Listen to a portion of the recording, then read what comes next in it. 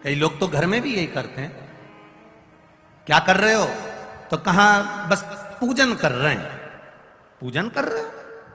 हाँ। क्यों कर रहे हो? हमारे दादाजी करते थे, 2 अगरबत्ती वो दुकान पर आके अगरबत्ती लगाते थे तो हमने भी लगाना चालू कर दी। हमारे दादाजी दुकान पे आके झाड़ू लगाते थे तो हमने भी लगाना चालू कर दी। हमारे दादाजी ऐसा करते थे तो हमने भी ऐसा करना चालू कर दिया। कभी विचार करो, अभी तक हम यही कर रहे थे। आंवले के पेड़ की पूजन क्यों करते हो? हमारी सास करती थी। पीपल के पेड़ की पूजन क्यों करते हो? हमारी सास करती थी। तुम समझो तो सही कि तुम क्यों कर रहे हो, उसका कारण क्या है? क्यों शंकर के मंदिर में लोग नहीं जान पाते थे? पहले शिव जी के मंदिर में गए, जल चढ़ाया, आ गए। अब लोगों को समझ में आ गया अशोक सुंदरी की जगह कौन सी है। समझ में आया कि नहीं आया?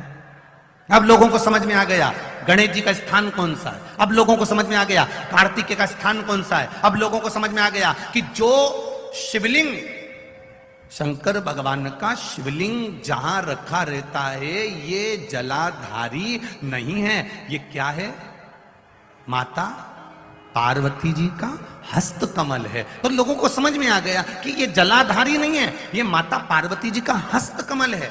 पहले दुनिया के लोग दिया जलता हुआ इसी पे रख देते थे, नारियल इसी पे रख देते थे, सामान इसी पे रख देते थे, कंकु का चोपड़ा इसी पे रख देते थे, फूल की डलिया इसी पे रख देते थे। पर अब लोगों को मालूम पड़ गया कि शंकर जी की पूजन कर रहे हो, जलता हुआ दिया अगर तुमने इस जलाधारी पर रखा या डलिया रखी या कोई सामान तुमने इस पे रखा, यहां तक शास्त्र कहता है कि पशुपति व्रत करने वाली माताएं, भाई, बंधु, बच्चे जो नरियल रखते हैं 5वें व्रत में, वो नरियल भी इस जलाधारी पर नहीं रखाता। अगर जलाधारी पर रखाता है तो हमारा कार्य सफल नहीं होता, उसके सामने नीचे रखाता।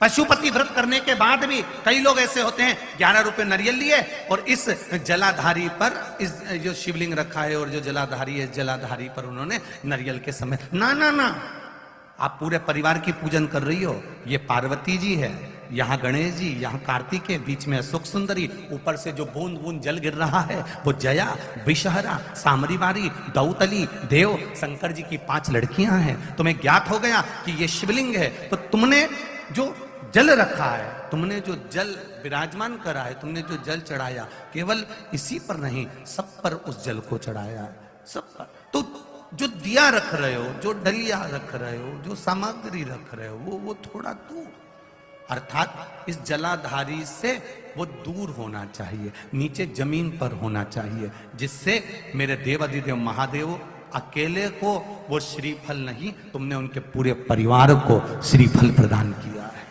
उसमें तुम्हारी चूक है, उसमें तुम्हारी गलती है, तुम्हारी गलती है उसमें किसी दूसरे की गलती नहीं, तुम्हारी। और एक ने गलती नहीं करी होगी, ऐसी बहुत सारे लोग बैठे होंगे जिन्होंने गलती करी है। दिया ले जाके वहां रख दिया जलता हुआ, डलिया रख दी, सामान रख दिया, ना ना ना ना। हम भगवान से कहते हैं तू मेरी सुनता क्यों नहीं है? भगवान कहते हैं तू गलती करती कितनी है, उसको सुधारो, उसको सुधारो।